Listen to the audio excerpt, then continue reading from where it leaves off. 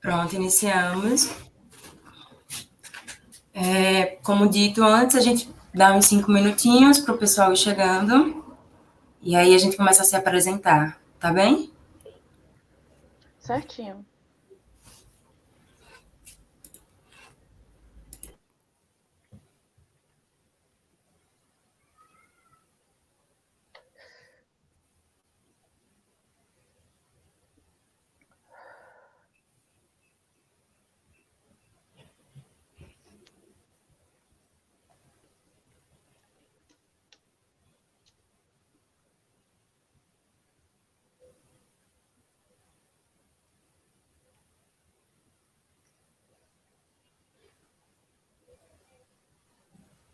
Alguém sabe alguma piada para contar nesse momento? Pior que não, eu estava pensando em falar para quem está chegando que hoje as apresentações vão ser com vários patches. Só que eu não sabia se era adequado. Agora também não adianta mais porque eu já falei. Como? Eu estava pensando em comunicar para o pessoal que hoje as comunicações vão ser permeadas de patches. E aí eu já Ai, perdi a coisa de se seria certo ou não falar isso, que agora eles já sabem. Hoje é Eu só achei uma ótimo. surpresa. Eu achei ótimo porque eu tava com medo de ela fazer uma surpresa aqui e agora já tá mais tranquilo. Pronto, aí o pessoal já fica preparado. Aparecer um doguinho, um gatinho já era. tem um miado a mais, já foi. E tem um detalhe que eles vão conversar entre si, possivelmente. Vai ser intenso. Deixa eu ver.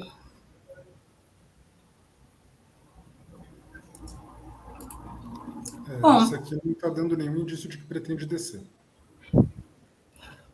tá bem quietinha no colo.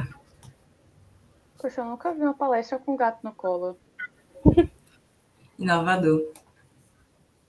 Novas técnicas de ensino e aprendizagem.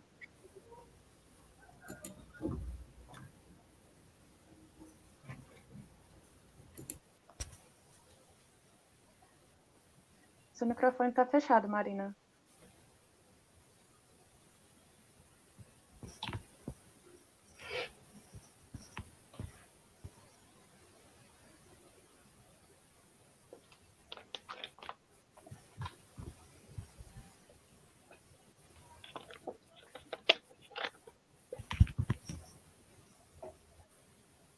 Bem, nós já temos 19 pessoas, né? Eu acho que já dá para começar, tá bem? Gostaria de dar boa tarde. É com muito prazer que a gente abre mais uma mesa no primeiro dia desse segundo colóquio de mulheres na filosofia da UFES. Vamos iniciar. A mesa de hoje à tarde nós vamos ter Juliane de Mota Santos, Mariana Dias e Marcos Fonseca Balieiro. Nós vamos seguir a ordem com Juliane. Juliane, ela é da casa, ela se formou em filosofia aqui pela Universidade Federal de Sergipe e agora é mestra, né? Eu vou passar para ela. Antes de mais nada, eu Quase. quero agradecer pela oportunidade e dizer que, apesar de o tema da minha apresentação não ser um tema propriamente feminista, né? A apresentação vai ser sobre os impactos do sexismo moral de Mendelssohn na filosofia moral de Hume. Eu espero que o fato de eu ser uma mulher falando sobre filosofia seja bastante nesse sentido e que acrescente, né, de alguma forma, ao propósito do evento. De resto, como eu não tenho a desenvoltura necessária para fazer de outra forma, eu vou iniciar, então, a leitura do texto. Tá? Como é sabido, David Hume e Bernard Mendelssohn escreveram no contexto de um debate sobre os fundamentos da moral que é precipitado por uma série de reações ao hobbesianismo na Grã-Bretanha, na virada do século XVII para o XVIII. Ao posicionar-se no debate, Hume pretende desenvolver uma teoria que faz de sentimentos de aprovação e censura a base dos nossos juízos morais. Vê-se, no pensamento humeano, uma concepção da moralidade segundo a qual esta diria respeito a ações e sentimentos desinteressados que frequentemente relacionam-se diretamente com o interesse público. Nesse sentido, Hume mostra-se um crítico ferrenho de Mandeville, que teria defendido que a moralidade teria por base uma natureza humana governada apenas pelo amor próprio e pela vaidade, e nos foi inculcada por hábeis políticos para governar com mais facilidade e segurança. Ainda assim, não se pode perder de vista que, embora Hume insista contra o artificialismo de Mandeville em favor da naturalidade dos sentimentos benevolentes, o filósofo admite que tais sentimentos não bastam para fundar e regular a vida social, mas é preciso... Só um instante. Mas é apenas vivendo em uma sociedade complexa, que é fundada sobre relações de interesse regulada por regras de justiça, que nos tornamos criaturas morais e sociáveis. Aqui, os dois autores parecem se aproximar no que diz respeito à origem da justiça e, por extensão, da sociedade tal como a conhecem, uma vez que ambos consideram que as regras sociais teriam surgido a partir da necessidade de satisfação de interesses. Desse modo, o que pretendo é mostrar que o fato de Hume aceitar uma origem pré-moral para as regras de justiça e de sociabilidade, ainda que o aproxime de Mandeville, constitui uma estratégia para criticar a teoria mendeviliana, uma vez que, ao aceitar que a justiça seria resultado de um processo de constituição da sociabilidade, Hume pode mostrar que esse ponto não implica a aceitação de que as distinções morais dependerão sempre do amor próprio. O que o escocês pretende é justamente mostrar como, a partir de uma situação em que a justiça se estabelece primordialmente a partir do interesse, cria-se outra, em que ocorrem distinções morais motivadas por sentimentos desinteressados. Para uma melhor compreensão acerca do modo como isso ocorre, passarei então para uma investigação pormenorizada do tema, começando com uma exposição sobre a teoria moral desenvolvida por Mandeville, autor da Fábula das Abelhas ou Vícios Privados e Benefícios Públicos. Considerada a obra mais notória de Mandeville, a Fábula das Abelhas carrega a defesa de que não existe um reino moral, que a benevolência é uma forma sofisticada de interesse próprio e que a busca deste é socialmente benéfica. Como bem observa Nicolas Capaldi, Mandeville negou um reino e uma motivação especificamente morais e argumentou a favor de uma sanção externa como a única forma de manter a ordem social.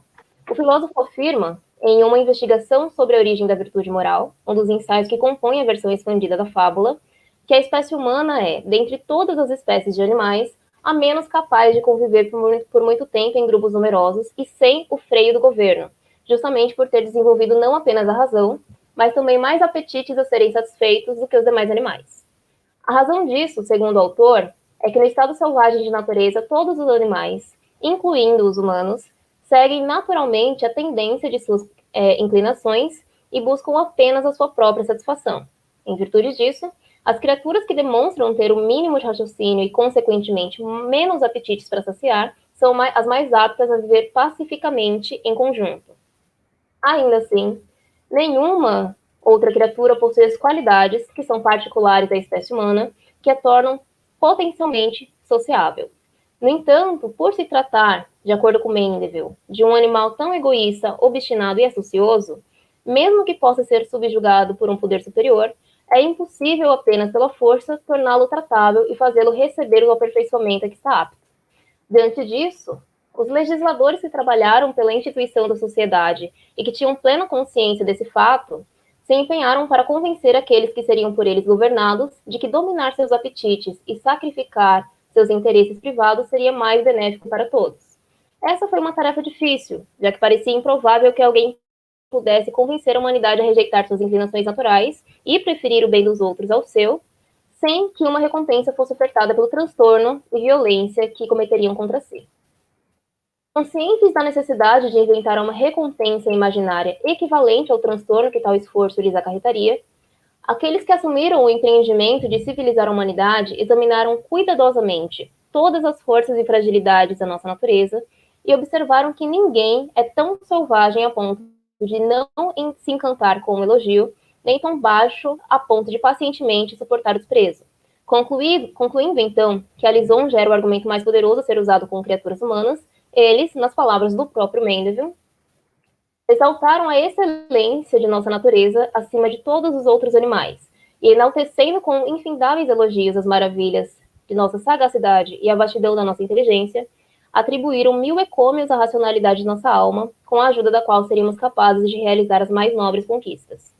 Depois de terem penetrado por meio dessa forma astuta de bajulação no coração dos homens, começaram a instruí-los nas noções de honra e vergonha, representando esta como o pior de todos os males e aquela como o bem mais elevado a que os mortais poderiam aspirar.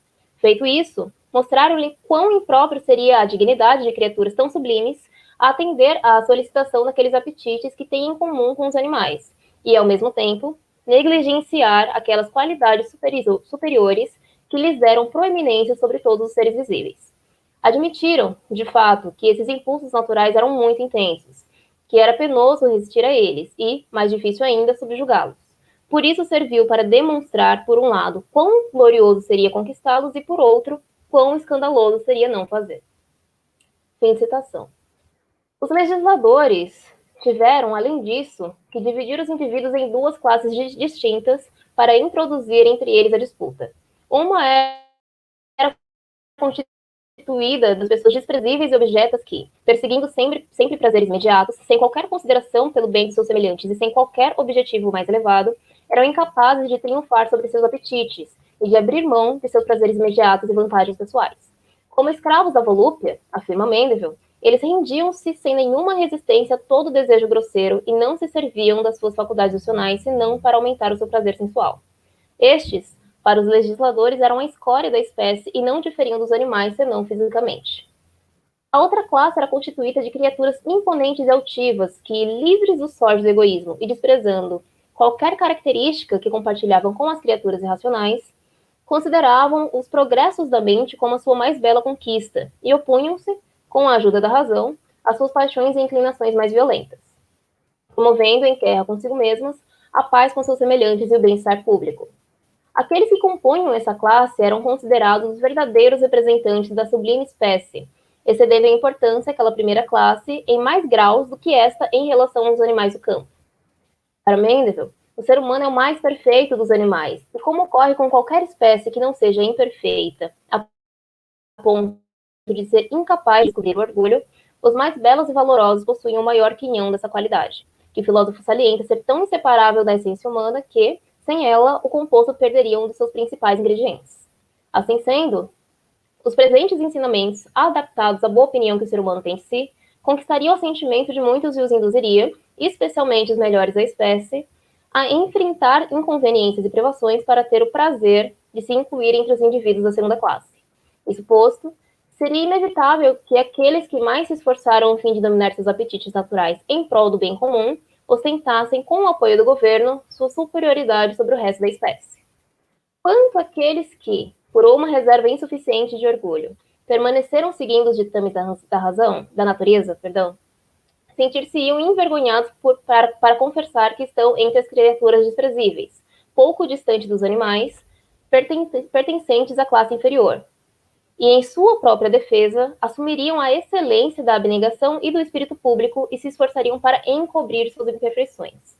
Nesse contexto, é presumível que algum deles admirassem nos outros o que percebiam que lhes faltava, enquanto outros se intimidassem com a resolução e proeza daqueles da segunda classe, assim como o fato de todos estes reverenciarem o poder de seus governantes. Por conseguinte, dificilmente algum deles ousaria contradizer abertamente aquilo de que todos consideram criminoso duvidar. É importante ressaltar ainda que os indivíduos dessa segunda espécie não teriam dificuldades em perceber que a existência da sociedade providencial também seria conveniente para a satisfação de seus interesses pessoais.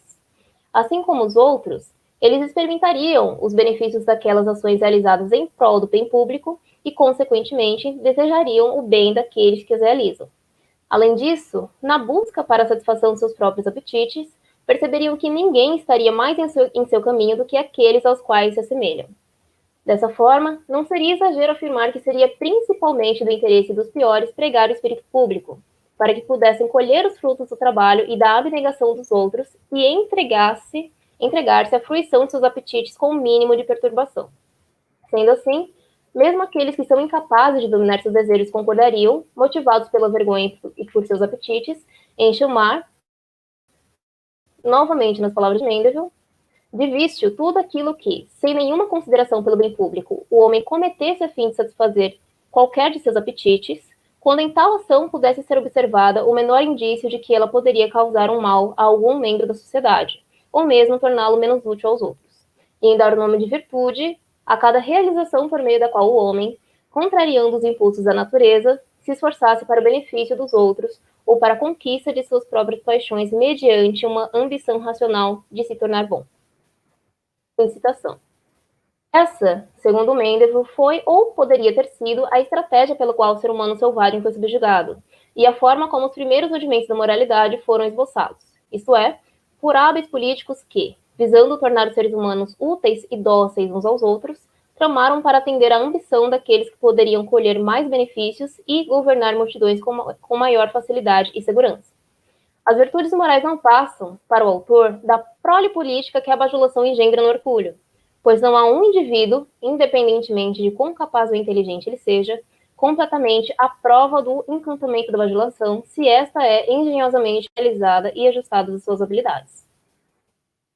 A explicação de Mendel sobre como o ser humano pôde, por meio de suas próprias imperfeições, ser ensinado a distinguir entre vício e virtude não agradou a Hume. Os ataques direcionados ao ceticismo moral mendeliano, embora não nominais, são bastante explícitos na investigação sobre os princípios da moral.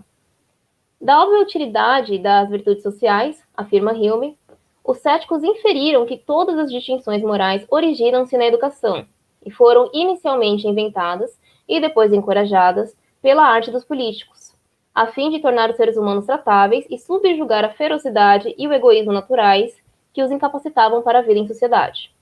O filósofo admite que a educação e a política possuem uma poderosa influência sobre os sentimentos morais, mas, em oposição a Mendel, Hume reconhece o papel da natureza. Eu cito: se a natureza não tivesse feito essa distinção com base na constituição original da mente, as palavras honroso e vergonhoso, estimável e odioso, nobre e desprezível não existiriam em nenhuma linguagem. E mesmo que os políticos viessem a inventar esses termos, jamais seriam capazes de torná-los inteligíveis ou fazê-los vincular alguma ideia aos ouvintes. Deve-se admitir, portanto, que as virtudes sociais têm uma beleza e estimabilidade naturais, que de imediato e anteriormente a todo preceito e educação, recomendam-nas ao respeito da humanidade não instruída e angariam sua afeição. Fim de citação. É claro o esforço de Hume no decorrer de toda a obra para mostrar que os seres humanos não são movidos apenas por interesses de ordem egoísta, mas também por sentimentos humanitários e benevolentes. Para o autor, é impossível que uma criatura como o ser humano seja completamente indiferente aos interesses ou ao bem ou mal-estar de seus semelhantes, a ponto de não reconhecer quaisquer distinções de bondade e maldade em consequência das diferentes tendências das ações. Afinal, como supor que um ser dotado de um coração humano não manifestaria, se submetido à apreciação de um caráter benéfico e outro pernicioso à sua espécie, ao menos uma moderada preferência pelo primeiro? É inevitável sentir, quando nossos interesses não estão em jogo ou isso não nos trouxer maiores consequências, alguma propensão pelo bem da humanidade. E, tendo os princípios humanitários capacidade para influenciar nossas ações, eles devem ter em todos os momentos alguma autoridade sobre os nossos sentimentos, fazendo-nos aprovar em geral o que é útil para a sociedade e censurar o que é perigoso e nocivo. Tal posicionamento é reforçado no apêndice 2 da investigação, no qual Hume trata o estabelecimento de um princípio moral tão incompatível com qualquer virtude ou sentimento moral, como fruto de um espírito pervertido e degenerado, visto que não é difícil imaginar como é o coração de quem professa tais princípios e não experimenta nenhum sentimento interior que desminta essa teoria tão perniciosa. A ideia de um princípio que afirma que toda benevolência não passa de hipocrisia e o espírito público de uma farsa é, para Hume, tão inconcebível e contrária à experiência que é necessário um extremo contorcionismo filosófico para estabelecer um paradoxo tão extraordinário. Pois mesmo o observador mais descuidado é capaz de perceber que existem, sim, sentimentos como benevolência, generosidade, compaixão e gratidão, que têm suas causas, efeitos, objetos e modos de operação demarcados pela linguagem e pela observação ordinárias, e claramente distinguidos das paixões egoístas. É importante ressaltar, no entanto, que o modo como Hume se relaciona com seu antecessor vai além da óbvia discordância. A consideração de que a moralidade, que tem como fundamento o amor próprio, é fruto do surgimento da sociedade, não é de todo estranha ao filósofo escocês, e parte do seu sucesso na crítica às posições mendelianas a respeito da moral deve-se justamente à criação de um modelo segundo o qual o fato de a moralidade se originar a partir de uma ordem não moral é um aspecto que colabora justamente para conceder à moral sua força normativa.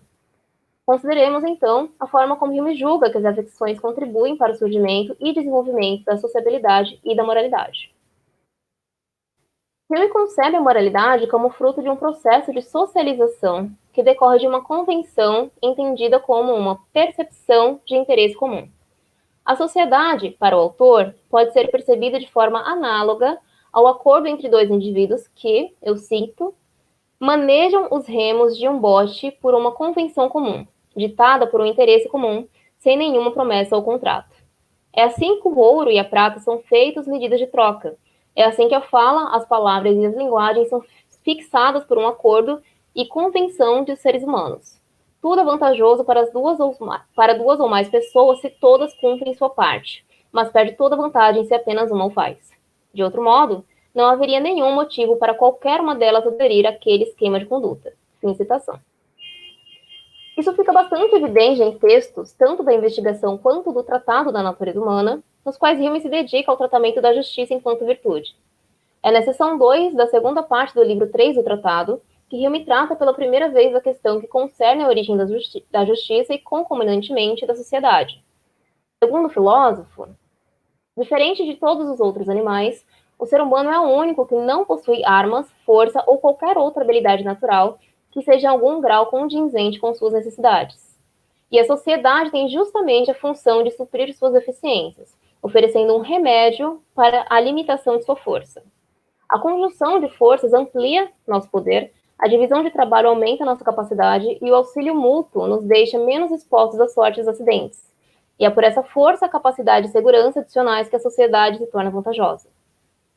Entretanto, em seu estado selvagem e inculto, os seres humanos jamais teriam conhecimento das vantagens provenientes de uma organização social.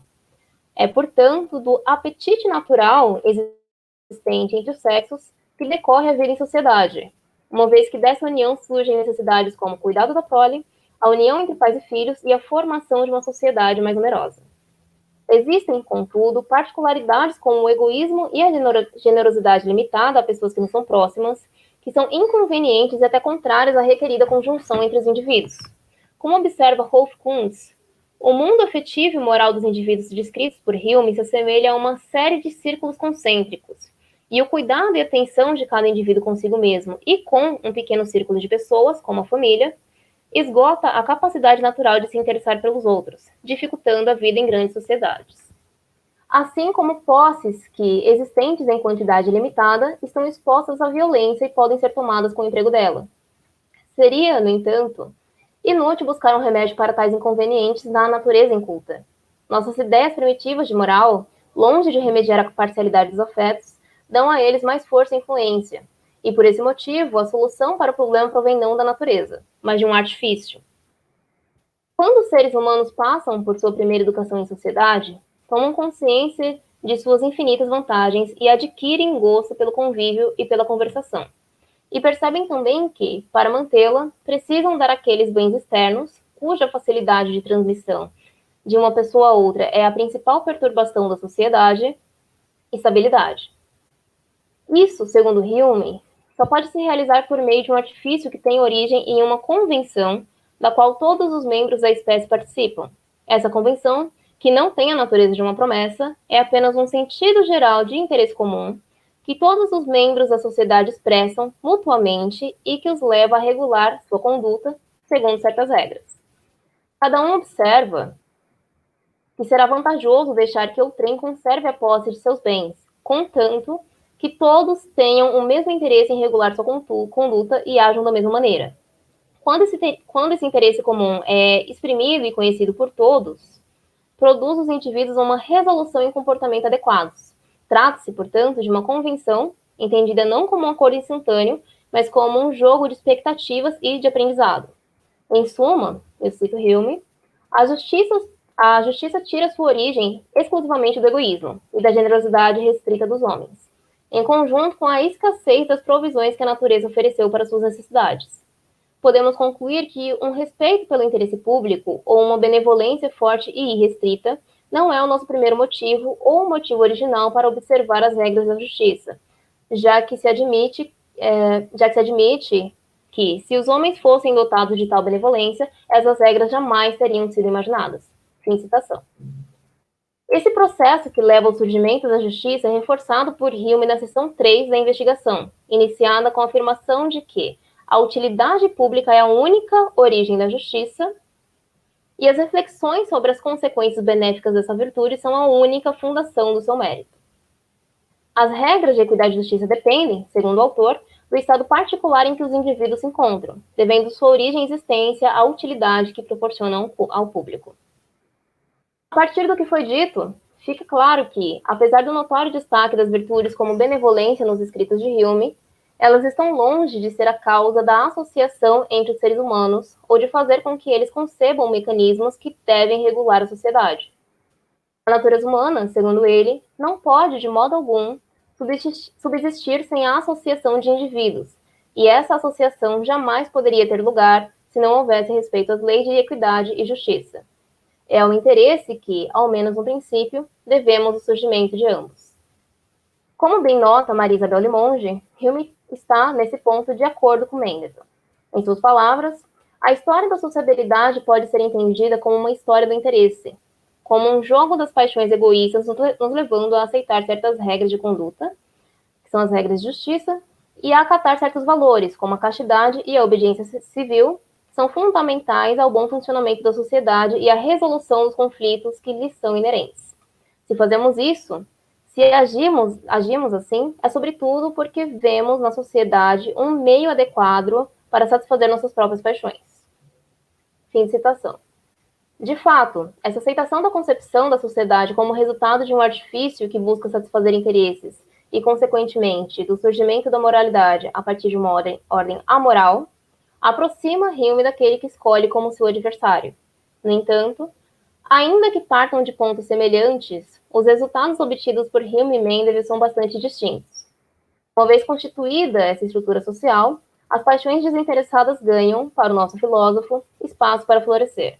É ao construir um cenário segundo o qual temos, no fim, distinções morais reais, que Hume, apesar de acatar posições benevelianas, rompe com essa tradição.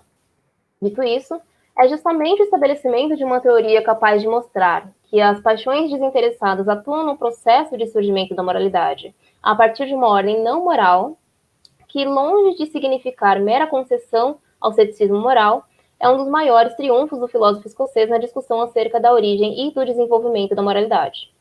Tanto Hume quanto Mendelssohn veem a moralidade como produto da evolução da sociedade, da sociabilidade.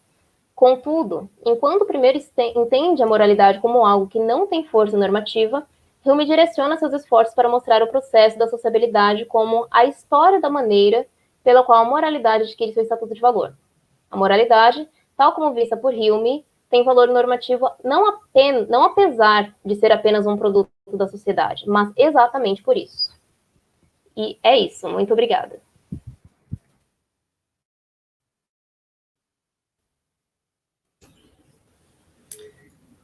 Obrigada, Juliane. Só um momento. Obrigada pela comunicação.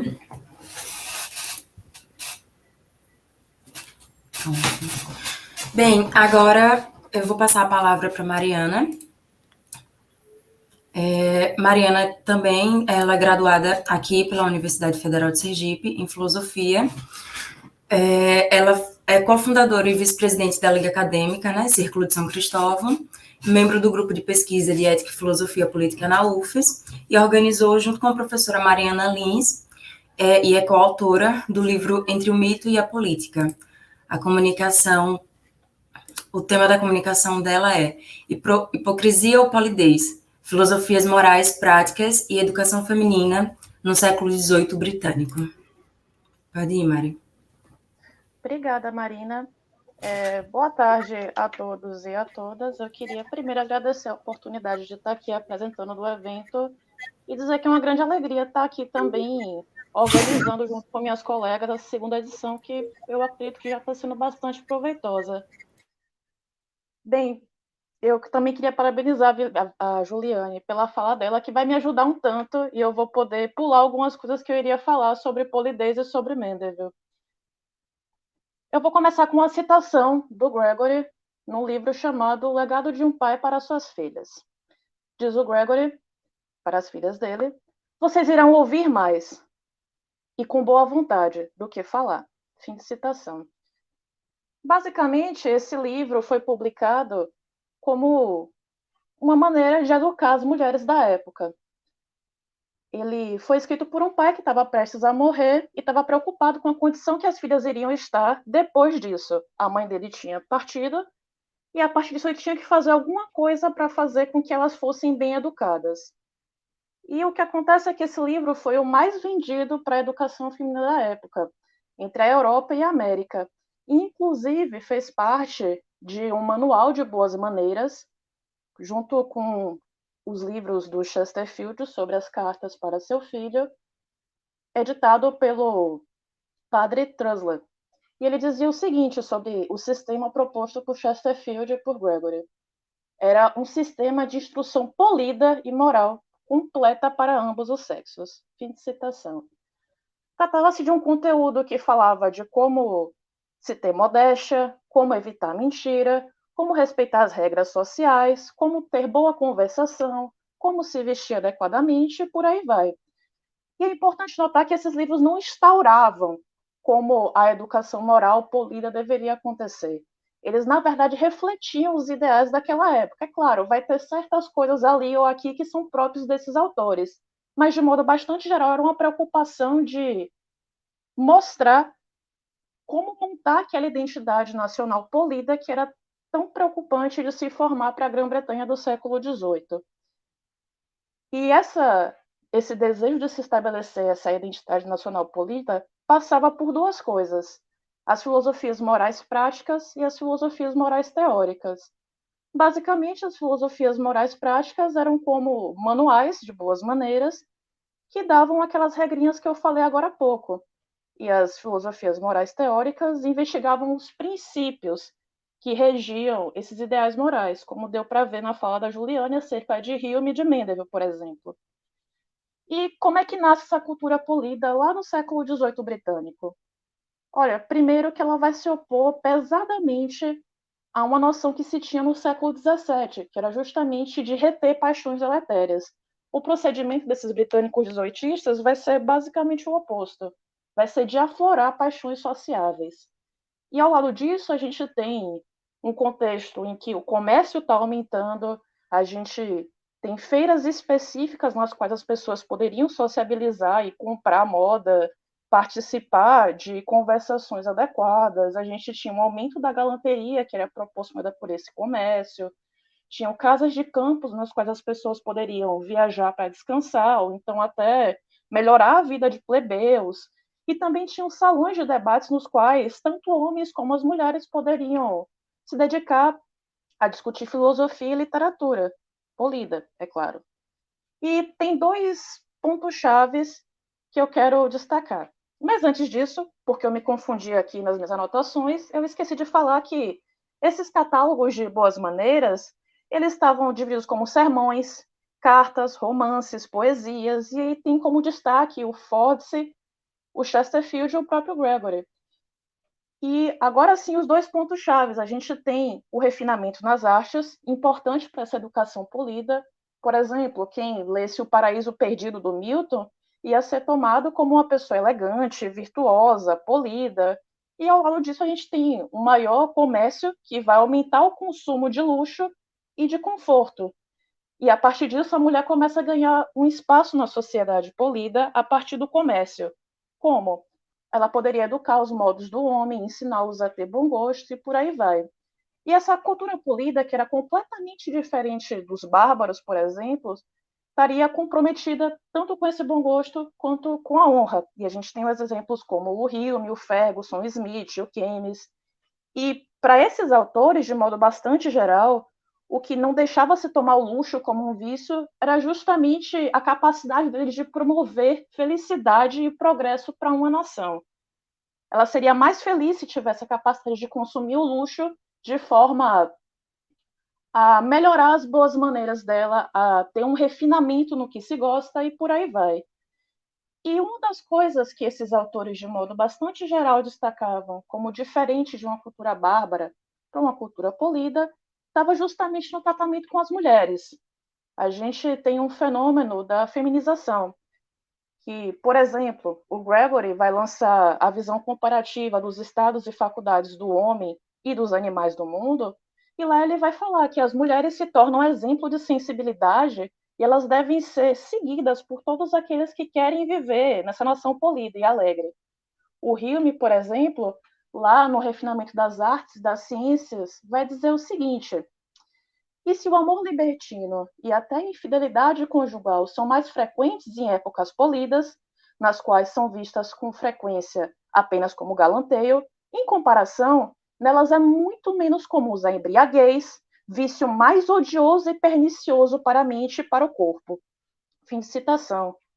E ele ainda vai fazer outros comentários sobre a participação da mulher na sociedade. Por exemplo, no ensaio da escrita de ensaios, ele vai comentar para a gente como elas são boas leitoras, e essas leitoras polidas poderiam ajudar, inclusive, a mostrar o que é que seria um bom texto ou não.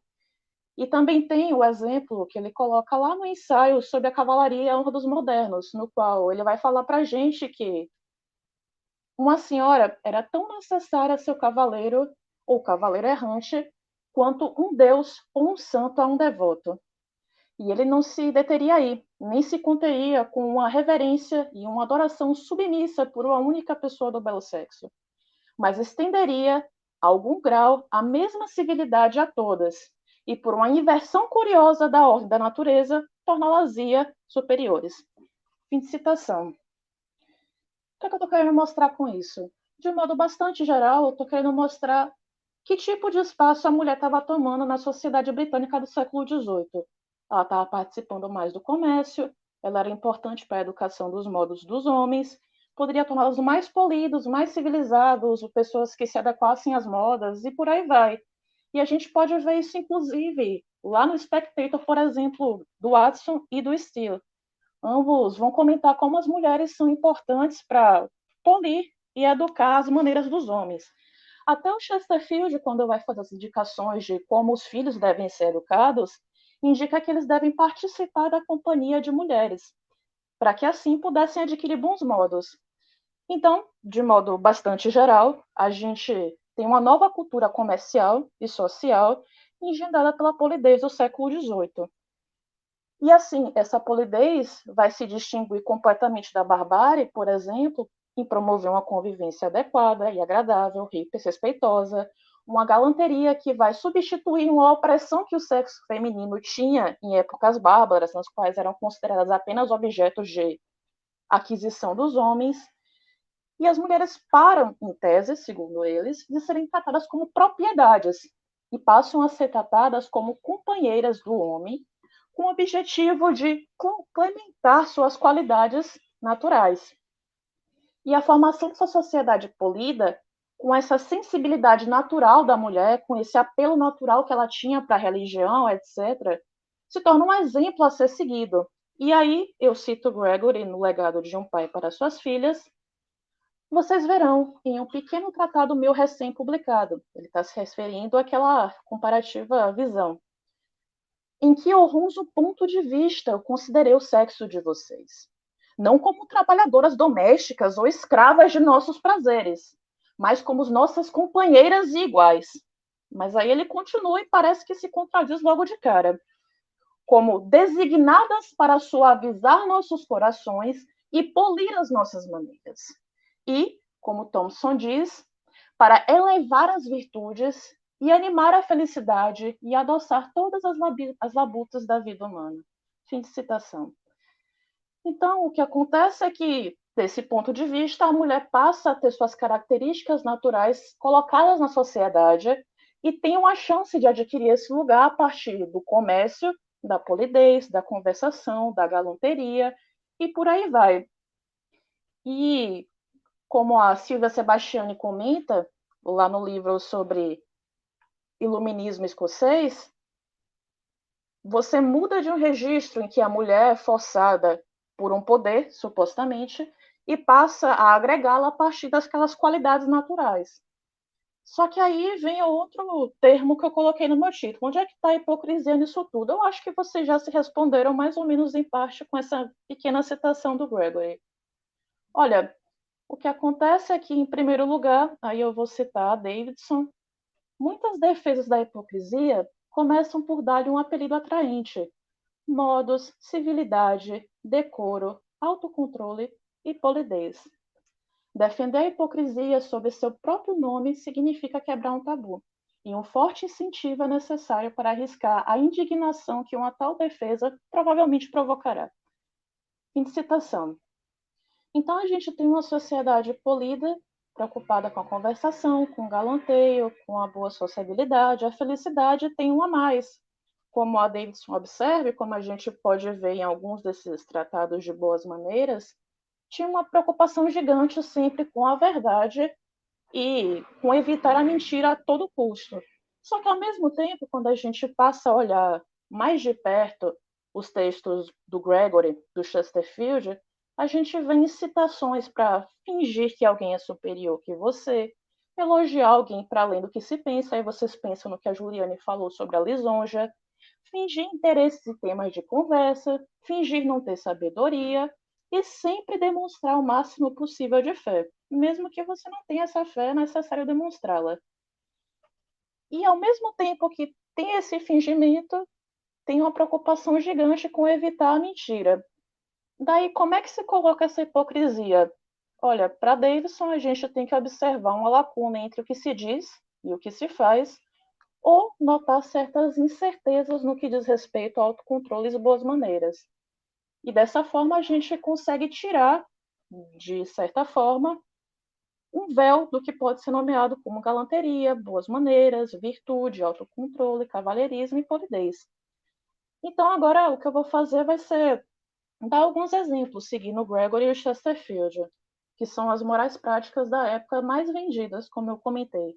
Para vocês terem uma noção, o que acontecia que, depois que o Trussler editou os textos dos dois, eles passavam a ser vendidos como pequenos excertos sobre essas temáticas. Por exemplo, como se comportar à mesa, como se vestir em determinadas ocasiões. Eram pequenos textos divulgados em jornais para as pessoas poderem se adequar a essa cultura polida, essa identidade nacional que se criava. Vocês vão observar como se difere profundamente essa cultura iluminada e polida que queria a igualdade do gênero humano e a superioridade dele, etc. Por exemplo, quando a gente pensa nos estudos. Lá no Chesterfield, ele indica para que seus filhos se dediquem o máximo possível a todo tipo de estudo e sempre fiquem à disposição de companhias que saibam mais do que eles, para que assim eles tenham a capacidade de ter um conhecimento maior e melhor. Por outro lado, quando a gente passa para ver como o Gregory indica o estudo das filhas, é basicamente a leitura da Bíblia, porque outros livros seriam capazes de piorar as disposições delas e não aflorar aquela naturalidade de caráter que ela deveria ter. Divertimentos? Olha, basicamente, um homem no século XVIII poderia participar de conversações polidas, poderia ler romances, poderia ler filosofias e até quando estivesse tediado, pegar a Bíblia para ler. A mulher, ela é indicada para fazer pequenos exercícios para continuar bonita. Lindo, né? E além disso, tinha, claro, o tricô, que seria uma tarefa para o Gregory que elas tinham que aprender. Afinal, quando elas ficassem sozinhas em casas, elas teriam que ocupar a mente. Essa ocupação viria do tricô.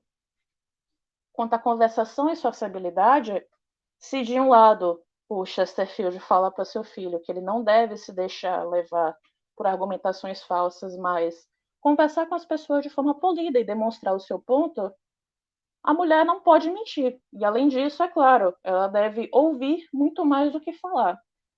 E, acima de tudo, o que é importante a gente notar quando o Gregory fala sobre como as mulheres devem se comportar numa conversação, num debate ou algo do tipo, a inteligência, cita o Gregory, é o talento mais perigoso que podem possuir. Devem guardá-la com grande discrição e boa natureza. Caso contrário, criarão muitos inimigos. E é claro, aquela história. Vocês têm que ouvir mais do que falar. E agora eu vou falar especificamente da galanteria. A Davidson, ela vai entender a galanteria em dois sentidos. O primeiro seria como um cortejo refinado, direcionado às mulheres, e o segundo como uma paixão viciosa, indecência e devassidão. E aí, agora, vocês vão observar como é que o Chesterfield fala que o seu filho deve se comportar diante das mulheres. Cito Chesterfield: as mulheres, em geral, têm apenas uma coisa, que é a sua beleza, sobre a qual dificilmente qualquer lisonja é grosseira demais para engolir. A natureza dificilmente formou a mulher suficientemente feia para ser insensível à lisonja sobre a sua pessoa. Uma beleza indubitável, incontestável e consciente é, para todas as mulheres, a menos sensata lisonja sobre essas cabeças. Ela sabe que é seu direito e, por isso, não é grata a ninguém por ter concedido isso.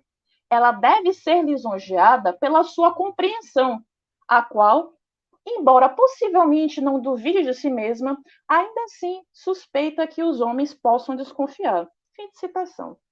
Então, basicamente, as mulheres para o Chesterfield têm só a beleza, e isso é um reflexo da própria época. E tem um detalhe: quando o Chesterfield está falando de galanteria para o seu filho, ele fala que não tem sentido nenhum em pagar prostitutas se você pode simplesmente levar uma lisonja até uma mulher. E, por exemplo, as francesas cairiam muito facilmente nesse tipo de conversa. Então, para que pagar prostituta se você pode simplesmente mandar umas lisonjas para uma moça bem-nascida, refinada e polida, e a partir disso se satisfazer? Esse é o tipo de indicação que o Chesterfield dá para o filho dele. E agora, de outro lado, reparem no que o Gregory fala, lá no Legado de um Pai para Suas Filhas.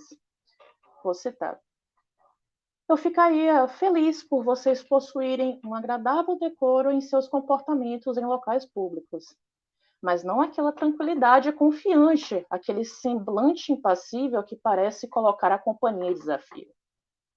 Se, enquanto um cavalheiro está falando com um de vocês, outro de classe superior dirige-se a vós, não permitam que o ardente galanteio e visível preferência atraiam a vibração de vossos corações. Fofo, né, gente? Abandonem vosso orgulho numa situação como esta. Preservem-se de uma mesquinharia que a vaidade poderia afundá-las. Considerem que ficam expostos ao ridículo e afrontam um cavaleiro apenas para aumentar o triunfo do outro, que talvez pense que vocês honram falar com eles. Conversem com os homens, até mesmo de classe alta, com essa modesta dignidade que deve tornar a abordagem de distante intimidade e, consequentemente, impedir que se sintam seus superiores. Fim de citação. Então, basicamente, de um lado, a gente tem o Chesterfield falando que os homens devem não só elogiar a beleza de uma mulher, mas sim a compreensão delas. E do outro, a gente tem o Gregory falando que a honra delas vai ser mostrada a partir do momento que elas respeitarem a fala de um homem. E tem mais. O que acontece é que o próprio Gregory fala: olha, vocês vão ser admiradas não pela beleza, não por se vestir mostrando partes do seu corpo, mas sim pela compreensão e modéstia de vocês. Então, meio que se complementa se a gente observar a forma que os cavalheiros eram educados e a forma que as damas eram educadas. De um lado, você diz que está fazendo um cortejo refinado às mulheres, dizendo que elas têm uma compreensão alta, que elas são muito mais do que belas, afinal isso é natural para elas, segundo Chesterfield. E, ao mesmo tempo, você consegue mostrar essa paixão viciosa, essa indecência, essa devassidão.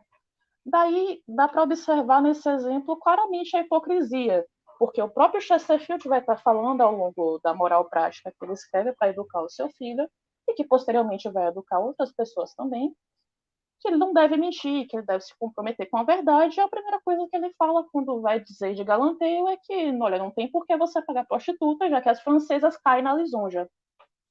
E, ao mesmo tempo, o Gregory falando que, olha, não vão te admirar por causa de sua beleza. E aí o Chesterfield fala, tudo que uma mulher tem é a beleza, mas sim pela compreensão.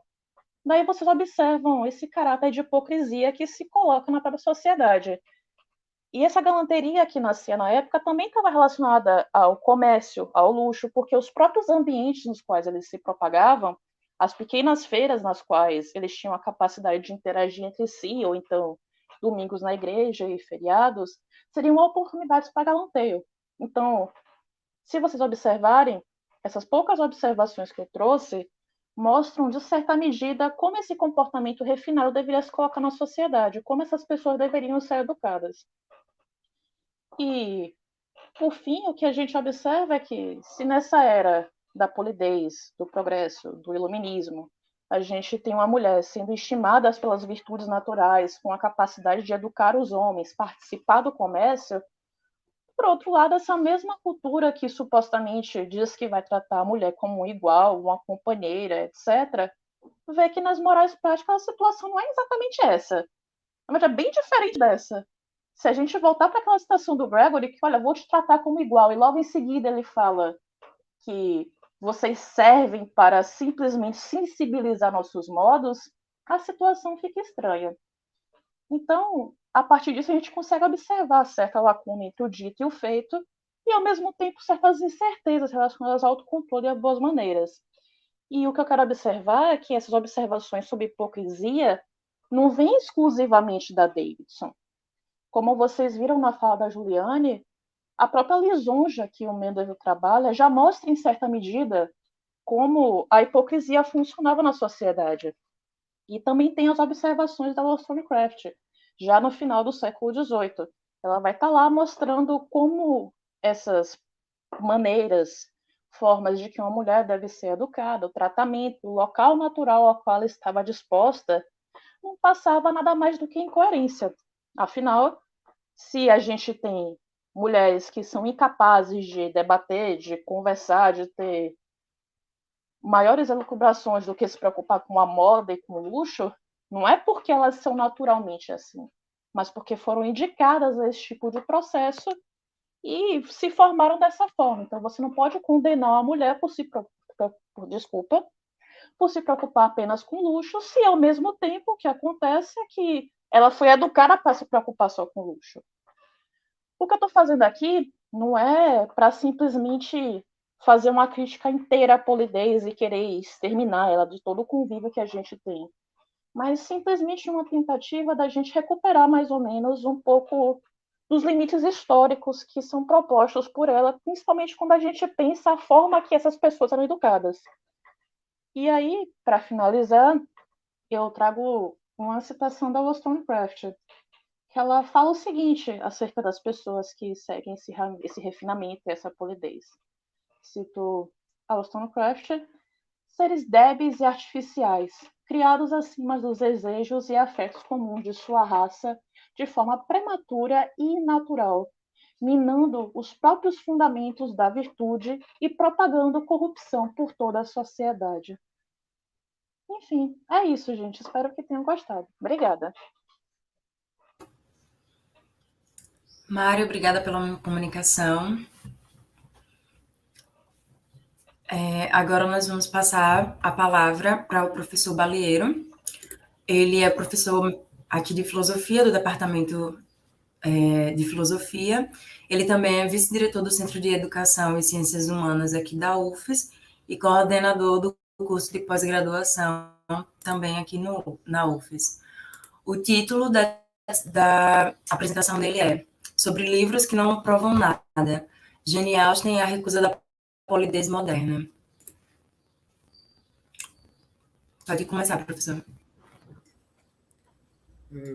Obrigado, Marina. Boa tarde a todas e a todos. Vocês me ouvem bem? Sim, sim. Obrigado. Bom, antes de qualquer outra coisa, eu queria agradecer a organização do evento. É um evento sobre um dos temas que eu penso que é, um dos mais relevantes para a comunidade filosófica hoje, ok? E eu fico muito feliz que a gente aqui na UFES tenha a segunda edição de um evento bastante grande, bastante relevante sobre isso, e que a organização tenha levado a cabo a tarefa de fazer a segunda edição, apesar de todas as limitações que esses tempos de pandemia nos impõem. Na verdade, pelo tanto de gente assistindo, fico muito feliz em ver que talvez a gente tenha ganho em alcance, apesar de todas as limitações. Que bom, né? Claro, eu preferia estar conversando com vocês presencialmente, poder abraçar todo mundo depois, mas paciência. O texto que eu vou apresentar a seguir é um texto em que eu basicamente retomo algumas coisas que eu já andei dizendo e escrevendo sobre Jane Austen, e isso porque eu estou em um daqueles momentos, pelo menos com relação a Jane Austen, em que a gente para um pouquinho, faz um balanço e vê como prosseguir a partir daí. Eu espero não cansar demais vocês. Se for cansativo, a parte boa é que não vai durar tanto assim, eu prometo. Eu vou fazer a leitura do texto para garantir que vou conseguir dizer tudo aquilo que eu quero dizer.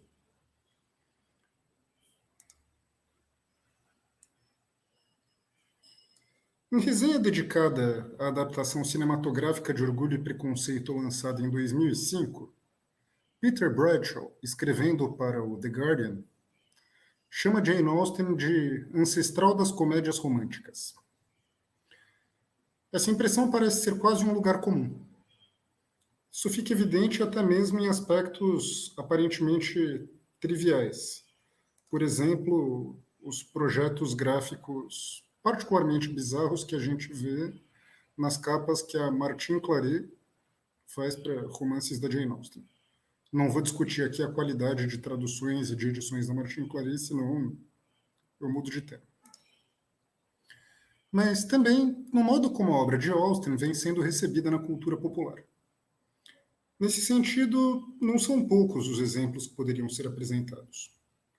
O Clube de Leitura de Jane Austen, livro de 2004, é justamente um desses romances açucarados cuja história diz respeito a um clube de leitura composto por cinco mulheres e um homem. O livro, a verdade, foi sucesso de crítica. Mas parte significativa do modo como apresenta a obra de Austen a reduz a uma autora de livros repletos de romantismo. Esse aspecto é enfatizado na adaptação cinematográfica do livro que sai em 2007. Já em Austenland, um livro de 2007 que ganha adaptação para o cinema em 2013, o que se vê é uma protagonista obcecada pelo Sr. Darcy que viaja para um hotel que simula a atmosfera de obras de Jane Austen. O lugar é apresentado de maneira caricaturesca e, como não poderia deixar de ser em um filme desse tipo, a história é basicamente uma comédia romântica bastante despretensiosa. Finalmente, o RPG Everjane, que foi descontinuado em 2020, parecia partir de considerações também caricaturescas do que se encontra na obra de Austen. Fica evidente, então, que a recepção da obra da autora a tem reduzido a uma escritora de histórias de amor de sensibilidade exagerada, repletas de bailes de gala, vestidos pesados, salões bem decorados, etc, etc. É uma caricatura bastante complicada, como eu vou tentar mostrar a seguir. Como se sabe, e agora eu já começo a tentar mostrar por quê, o desenvolvimento do romance como forma literária na Grã-Bretanha dezoitista está atrelado em alguma medida à emergência de uma literatura, especificamente feminina. No início do século, nota-se de fato uma profusão de obras que relatam histórias de amor açucaradíssimas, etc, etc. Por outro lado, na segunda metade do XVIII, tornam-se mais comuns textos bastante inovadores no que diz respeito ao tratamento de personagens femininas. Isso é evidente, por exemplo, no caso do que veio a ser chamado de gótico feminino. Mas, parece mais importante lembrar aqui casos como uma obra intitulada A Quixote Mulher. Foi bastante elogiada no período e é bastante representativa de obras cunhadas por escritoras que se esmeravam não apenas em satirizar costumes, mas também em acertar contas com romances que, ao retratar amores incandescentes e histórias de donzelas em perigo, poderiam dar a moças que se dedicassem excessivamente a elas uma ideia equivocada do mundo que as cercava.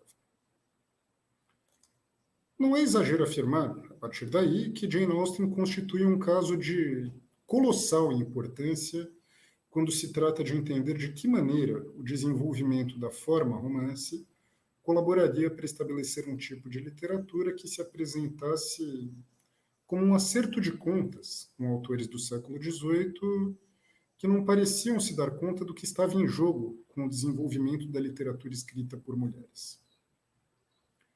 Eu sei, isso pode causar certa estranheza para uma boa parte do público contemporâneo de sua obra. Porém, há um ponto bastante evidente, em especial quando atentamos não apenas para os vários momentos em que Austen volta a baterias bastante contundentes contra o tratamento dispensado às mulheres em seu tempo, mas também contra as expectativas que eram destinadas à época à literatura feminina. Estou indo rápido ou devagar demais? Eu nunca sei.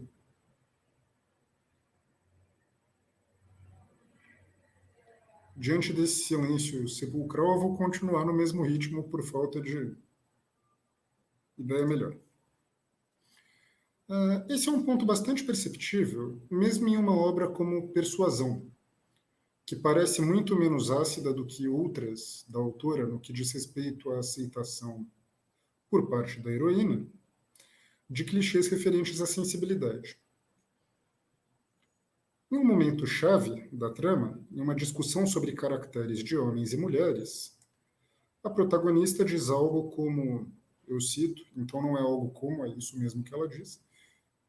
Por favor, sem referência a exemplos em livros. Os homens tiveram toda a vantagem sobre nós ao contar sua própria história. A educação esteve a seu lado em grau tão maior, apenas sempre esteve em suas mãos. Não aceitarei que livros provem coisa alguma. Fim da citação. E o grande problema aqui é justamente que as mulheres teriam sido representadas desde sempre por escritores homens, que não necessariamente sabem muita coisa sobre o que passa na cabeça das mulheres.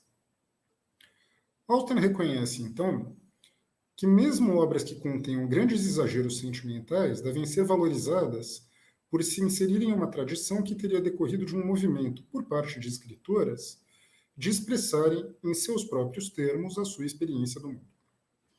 Isso fica bastante evidente, por exemplo, na seguinte passagem do capítulo 5 de seu Abadia de Northanger, em que Austen nos informa, eu cito, não adotarei aquele costume mesquinho e imprudente, tão comum entre escritores de romances, de degradar, por sua censura repleta de desprezo, as próprias performances a cujo número acrescentam, unindo-se a seus maiores inimigos ao atribuir os epitetos mais duros a tais obras e mal permitindo que sejam lidas por sua própria heroína, a qual, se acidentalmente tomar posse de um romance, certamente virará suas páginas insípidas com desgosto. Bom, fim da citação.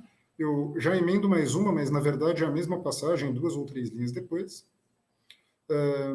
Se a mesma senhorita estivesse envolvida com um volume do The Spectator, ao invés de uma tal obra, quão orgulhosamente ela mostraria o livro e diria seu nome, ainda que as maiores chances fossem que ela não se interessasse por qualquer parte dessa volumosa publicação, da qual tanto o conteúdo quanto o estilo não desagradariam um jovem de bom gosto, já que a substância de suas folhas consiste tão frequentemente em afirmações de circunstâncias improváveis, caracteres não naturais e tópicos de conversação que não mais dizem respeito a ninguém que ainda esteja vivo.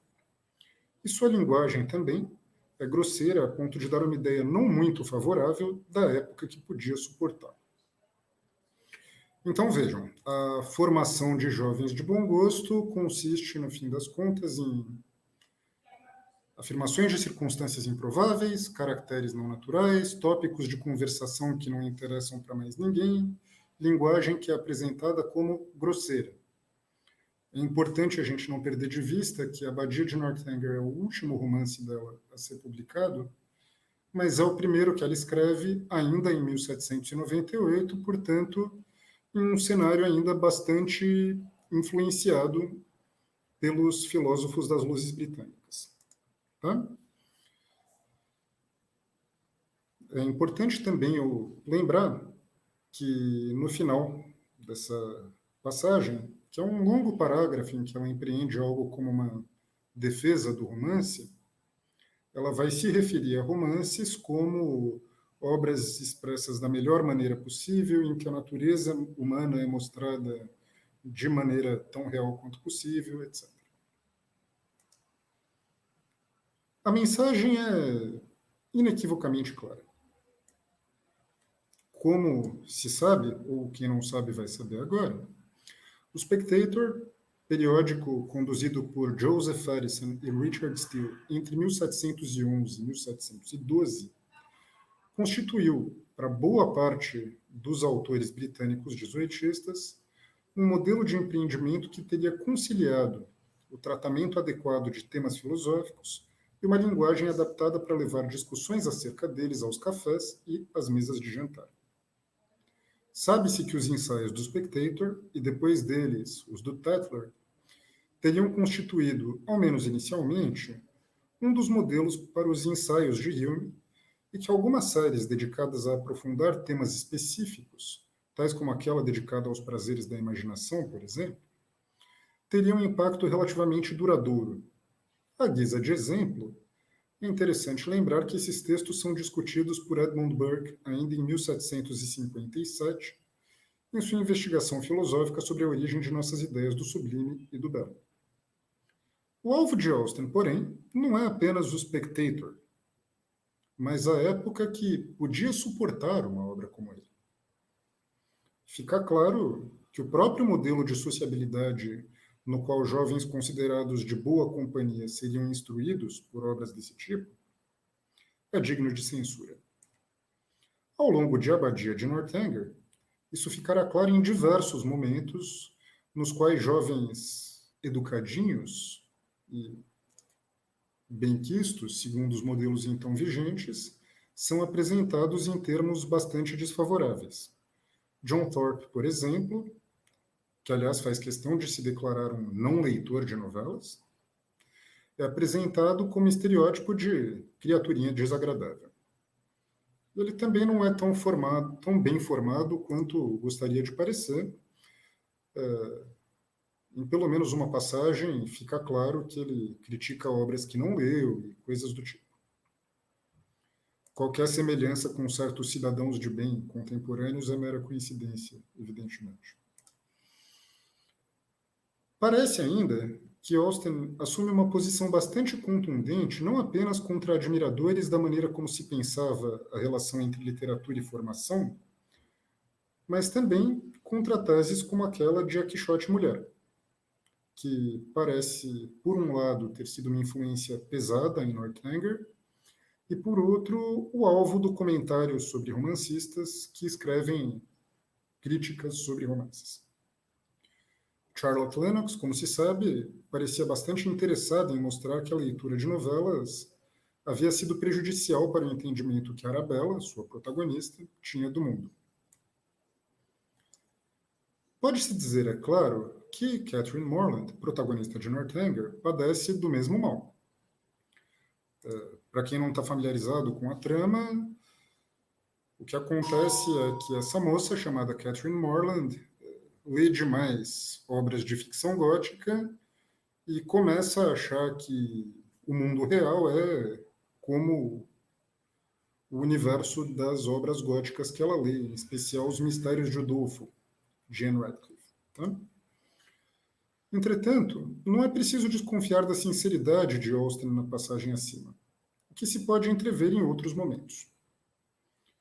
Como se sabe, Em um ponto posterior da obra, o herói Henry Tilney confessará já ter lido centenas de romances, ainda que esse tipo de leitura não seja o único a que ele se dedica. Observe-se ainda que Eleanor, irmã de Henry, que pode não ser dada a aventuras como a protagonista, mas é sempre mencionada como exemplo de mulher de boa formação, mostra interesse não apenas em novelas, mas em histórias, como, diz ela, a do Sr. Hume e a do Sr. Robertson. Além disso, é importante notar que os Tilney, diferentemente de Catherine, certamente teriam sido educados segundo regras mais usuais. Diferentemente da heroína, que antes da ida Beth que põe em marcha os eventos da trama, jamais tinha saído dos entornos da propriedade afastada em que vivia com a família. Bom, o recado então é mais ou menos claro. Trata-se de garantir à novela um lugar junto às obras usualmente consideradas adequadas à formação das jovens, sem perder de vista que formação não é algo que depende apenas de quais livros se lê, mas também da inserção em certo modelo de sociabilidade. Ainda assim, isso exige que a novela se distancie do modelo de sensibilidade exagerada e incorpore certo ideal de sensatez que, no caso particular de Austen, implica a sátira de costumes pela qual a autora passou a ser conhecida. Não é que não se possa contar histórias de amor, não é que elas não possam acabar bem. O que cumpre evitar é que as leituras possam encontrar nas novelas apenas a exaltação de paixões exacerbadas. Com isso, seria possível colaborar para eliminar supostas diferenças de, vou colocar entre 500 mil aspas aqui, sensatez entre leitoras e leitores, além de incorporar ao modelo de formação vigente, e esse é o ponto mais importante, experiências que eram tidas como primordialmente femininas. Nesse sentido, Austen seria tributária das discussões sobre a educação feminina que proliferavam desde o século XVII, com as quais teria pretendido acertar contas em textos que, por conta de seu público-alvo e de seu formato, podem ser considerados quase que uma forma de intervenção. Esses aspectos ficam relativamente evidentes ao longo de Northanger, que, por conta do tom explícito com que satiriza tanto costumes quanto convenções literárias da época, pode ser lido como uma espécie de manifesto, ou, no mínimo, como uma declaração de intenções. É importante observar, então, que essas características aparecem também em outras obras de Austen, nas quais ela tanto persiste no tom satírico que a caracteriza, quanto se mostra bastante consciente do que significa escrever romances na virada do século XVIII para o XIX. Sobre o primeiro ponto, os exemplos são muito abundantes. Razão e Sensibilidade, por exemplo, fornece a esse respeito lições nem um pouco sutis. A gente tem, ao longo da obra, um contraste entre a sensibilidade excessiva de Marianne, que a conduz a todo tipo de infortúnios, e o caráter de sua irmã Eleanor, que parece ser retratada de maneira mais elogiosa justamente por ser mais razão e menos sensibilidade. Né? Orgulho e Preconceito, por sua vez, nos oferece exemplos ainda mais incisivos. Isso não apenas porque o tom de crítica de costumes, que se mantém ao longo de todo o livro, é dado com bastante contundência já na primeira sentença. Aquela segundo a qual é uma verdade universalmente reconhecida que todo homem solteiro, possuidor de boa fortuna, deve estar em busca de uma esposa e pelo diálogo que se segue a ela. Não é um elogio do casamento tradicional, tá, gente? É uma sátira. Recomendo muito, muito, muito vivamente a leitura. Mas é só porque é meu livro preferido. Ao longo da obra, vemos que Elizabeth Bennet, a protagonista, parece mitigar com boa dose de sociabilidade aquilo que se pode considerar o currículo que seria considerado adequado para mulheres à época. Eu não vou cair na tentação de comparar Elizabeth com a Lídia, que é retratada como uma cabeça de vento ao longo da obra toda, porque, primeiro, seria fácil demais, segundo, a Lídia não é exatamente representativa de nenhum tipo de processo de formação ou de nenhum tipo de relação com a educação, né? Então, vamos compará-la com Mary, a irmã estudiosa da Elizabeth. Na verdade, excessivamente estudiosa, excessivamente dedicada aos livros e incapaz de qualquer interação que não seja pautada pelos princípios que observa neles. Com isso, Mary se mostra inepta no que diz respeito não apenas a diversões descomplicadas, mas também a avaliar caracteres e situações. Mesmo sua dedicação a atividades que poderiam ser consideradas resultado de treino e aplicação, como tocar piano ou desenhar, são prejudicadas porque lhe falta certo calor humano. No fim do livro, a Mary recebe um castigo e tanto. Ela é a única das irmãs que continua morando com a mãe. E Austen faz um certo esforço para mostrar que a senhora Bennet é a companhia mais desagradável que já caminhou sobre a Terra. É uma espécie de castigo terminar continuando morando com ela. Tá? Quanto ao segundo ponto de que eu falei agora há pouco, o de que Austen estaria até o fim consciente da posição que teria ocupado enquanto autora de romances e dos compromissos que isso implica, também não há grandes dificuldades.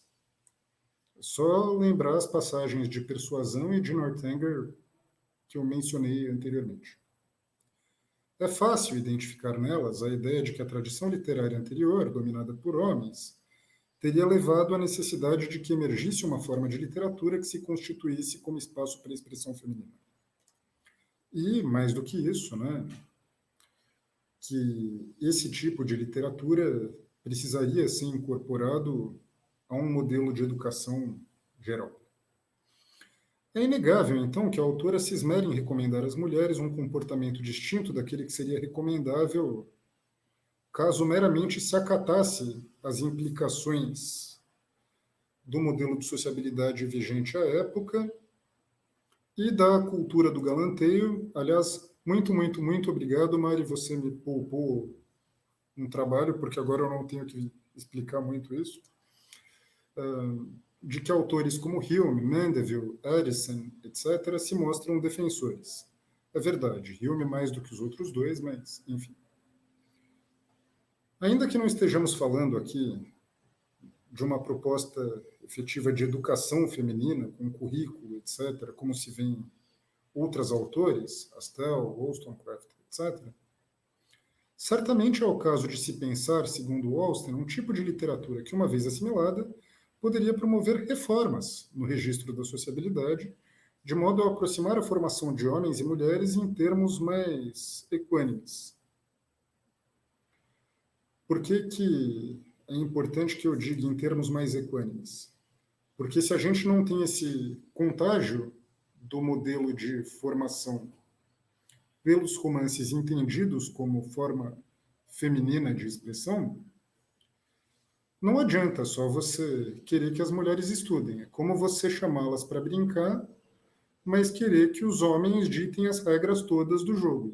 E aí, bom, o ganho diminui muito, né? Por fim, talvez seja o caso de notar que a recusa da galanteria empreendida por Austen talvez tenha um alcance muito menos privado ou doméstico do que poderia parecer. Ora, a cavalaria, que é vista por boa parte dos pensadores das luzes britânicas como a instituição responsável, em alguma medida ao menos, pelo engendramento da polidez moderna, chega à Inglaterra de maneira bastante particular. A cavalaria, vocês sabem, é um conjunto de práticas que só teria chegado lá, levada do continente, com a conquista normanda, por volta de 1066. O elogio da polidez moderna está, portanto, atrelado em ampla medida a certa concepção de identidade nacional inglesa, que veria nas instituições normandas um marco civilizatório. Em oposição aos costumes dos saxões, vistos como excessivamente rústicos e belicosos, de modo que jamais teriam nem mesmo constituído algo parecido com um Estado, os filósofos da polidez preferem o modelo normando, não apenas pela estabilidade que suas instituições teriam trazido, mas também porque teriam contribuído para tornar a sociabilidade polida aquilo que ela é, ainda por meio de uma história que ocorre por vias nem sempre louváveis. Faz sentido pensar que Austen, que faz da sua Eleanor Tilney uma admiradora de historiadores como Hume Robertson, e mostra em várias de suas cartas que estava familiarizada com autores como esses, estava consciente disso. É verdade que, mesmo se observada nesses termos, sua recusa da galanteria tradicional não chega a se constituir em algo como uma crítica política em sentido estrito. Ainda assim, ao criticar um modelo de sociabilidade que o período anterior via como resultado de um processo histórico muito bem definido, a autora certamente abre as portas para que se faça a crítica não apenas desse próprio modelo de sociabilidade, mas a identidade nacional que se teria constituído ao longo do mesmo processo que institui esse modelo. Isso parece conferir à obra de Austen, em alguma medida, um caráter de intervenção política que parece bastante original, eu diria. É particularmente triste, então, que o grande público tenha passado a ver a autora apenas como uma espécie de tataravó das comédias românticas. Era só isso, gente. Muito obrigado. Eu espero não ter cansado demais nenhum de vocês. Obrigada, professor Balieiro, pela comunicação. Nós agora vamos passar para a parte das perguntas.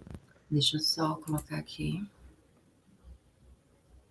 Pronto. A primeira pergunta é de Kátia Azevedo e ela faz: importante resgate histórico trazido por Mariana, que nos faz refletir o processo opressivo de invisibilidade imposto às mulheres. Não era uma pergunta, desculpa. Vamos lá. O segundo é de Alexandra. Muito interessante, Mariana. O pior é que essas ideias não nos parecem estranhas ainda hoje.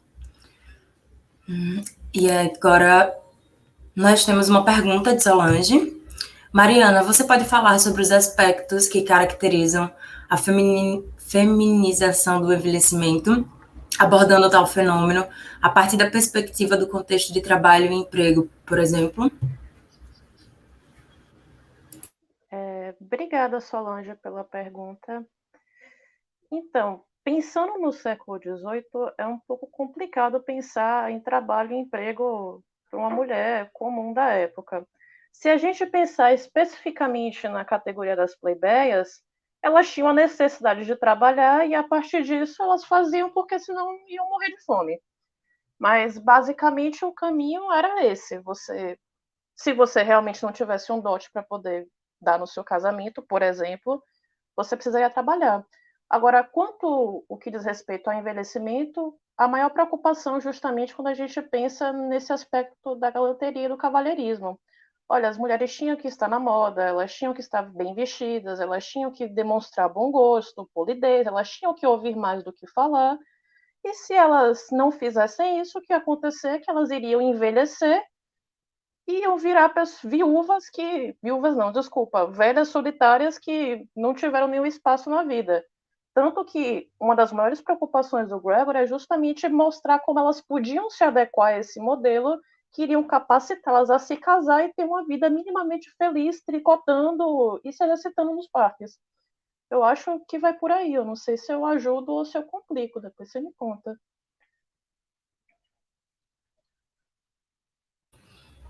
Obrigada. É um comentário próximo também. Feito por Adriane Hollenberg. Ela fala perfeito, nos faz pensar que tudo que há na sociedade de hoje vem de uma longa história de costumes e preconceito. Cíntia também escreveu: muito boas exposições, Juliana e Mariana, parabéns. Muito boa mesmo. Nós temos um comentário de Dora Miss. Inclusive, logo no início do trabalho do legado de John, acredito que seja para Mariana, ele já se defende dizendo que acredita que a mulher é como um igual, e logo depois fala baboseira. Gostei muito do seu trabalho, Mari. Aborda muito bem sobre a questão da hipocrisia na história da filosofia. Só um momento. Nós temos outro comentário, e essa é uma pergunta, na verdade, para Juliane. Juliane, eu fiquei curiosa a respeito dos impactos do ceticismo na filosofia moral de Hume, inclusive gostaria de saber se tem um filósofo cético mais fluente nessa questão, porque existem tipos de ceticismo na filosofia, né? A depender do filósofo. Deixa eu ver. Só um instante. Estão me ouvindo bem agora? Sim. Então, pronto. Então, quando eu mencionei o ceticismo, ou como até citando Hume, eu mencionei o cético moral no texto, isso não tem uma relação direta com aqueles céticos gregos que a gente conhece, como Pirro, por exemplo. Não. O termo ceticismo ele foi retirado da investigação de Hume, porque quando ele começa a crítica dele a essa teoria mendeliana, ele não menciona Mendel, não nomeia Mendel, mas ele fala dos céticos morais. Mas, além de Mendel, existe sim Hobbes, que na verdade foi quem deu origem a todo o debate, né? Porque quando Hobbes, no Leviatã, pensa o estado de natureza, né, dos homens e a passagem desse estado de natureza para o estado civil, ele basicamente diz que no estado de natureza os homens vivem em estado de guerra de todos contra todos, de potencial guerra na realidade, e eles não tinham direito à propriedade privada, já que não existiam regras de equidade, justiça, e mal tinham direito à própria vida, né, já que um poderia até mesmo matar o outro para conseguir algo que ele desejasse. Então, como não era um estado muito agradável de se viver, os homens basicamente abdicaram da liberdade, elegeram um soberano, que Hobbes chama de Leviatã, e após isso, né, esse soberano pôde instituir leis, regras de equidade e justiça, e só após isso surgiu algo como noções de bom, ruim, certo, errado, justo e injusto. Ou seja, no estado de natureza não existia uma noção de moralidade, não existia uma noção de certo e errado também. Essa ideia não agradou os moralistas britânicos, certo? E foi aí que surgiu o debate. De um lado, a gente tem os moralistas do sentimento, que disseram que existe um sentido interno que declara preferência sobre as qualidades úteis e benéficas, né, das ações. E, de outro lado, a gente tem os racionalistas morais, que dizem que a moralidade existe na natureza e a gente descobre ela exatamente como descobre preceitos matemáticos, através da razão, né? Então, o que Hume fez foi, de uma certa forma, se filiar, de uma forma um pouco complicada, aos moralistas do sentimento, e Mendel, ele não apenas concordou com Hobbes, né, como ele incendiou ainda mais esse debate, colocando também a questão do orgulho e do egoísmo. Não sei se eu respondi bem a pergunta, mas é basicamente isso. Não se trata exatamente daquele ceticismo que a gente pensa quando está falando dos filósofos gregos. É uma questão à parte e Hume chamou eles de céticos quando foi citá-los na obra. Obrigada pela resposta. Nós temos um comentário de Alan Santos. Sempre uma satisfação assistir ao professor Baleiro. E de Caroline Santana. Baleiro e Jane Austen juntos, uma perfeição.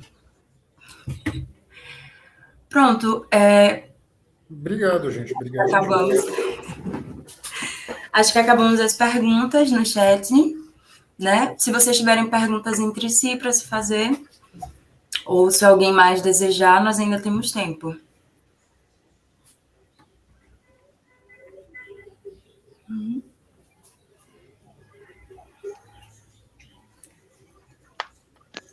Eu estou com 2 orientandas na mesa, não vou ficar sabatinando aqui, né?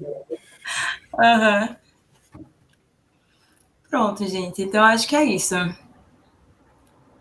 Gostaria de agradecer mais uma vez a presença de todos aqui, né? Teve um momento que nós chegamos a mais de 50 pessoas.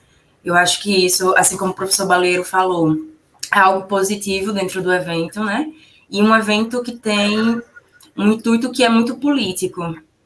Ou seja, acabamos levando, né, a essa discussão a um nível muito bom, né? Gostaria de agradecer a vocês três pelas comunicações, elas foram realmente muito boas, muito práticas.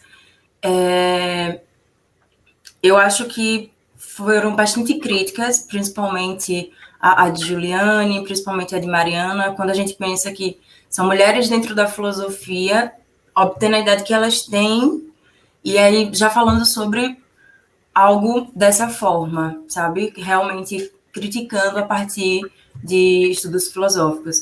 Eu acho que a mesa de hoje foi inteiramente positiva e contribuiu ainda mais para esse evento que é simplesmente maravilhoso. Acho que eu não tenho mais o que falar. Me despedir de vocês. Tchau, tchau, gente. Tchau, Vocês tchau. querem falar? Tchau, tchau. Eu queria agradecer a oportunidade de estar aqui apresentando. Foi um prazer estar dividindo essa mesa com a Juliane e com o Marcos. Eu acho que, no final das contas, as falas acabaram se complementando um tanto, conversando bastante. Foi bem legal para mim. E parabenizar a Marina pela mediação da mesa, que tornou o clima bem agradável para a gente. Obrigada, Marina. E também agradecer ao pessoal que saiu comentando, né? Obrigada, pessoal. De verdade. Fico feliz que vocês gostaram. Não posso esquecer disso. Bom, eu faço das palavras de Mariana as minhas. Foi uma honra dividir a mesa com vocês e fazer parte do evento também. Espero ter acrescentado alguma coisa. Tá bom, só agradecer mais uma vez a organização, agradecer a Marina pela moderação, dizer que estou muito feliz por ter dividido a mesa com a Juliana e com a Mariana, e agradecer também a todo mundo que está aí assistindo a gente. 50 pessoas para um evento de filosofia é quase Woodstock, né? Que maravilha. Obrigado, gente. Bem, então é isso. Lembrando que nós estaremos de volta às 15h30 com a mesa 3, tá? Boa tarde. Tchau, tchau. Tchau, tchau.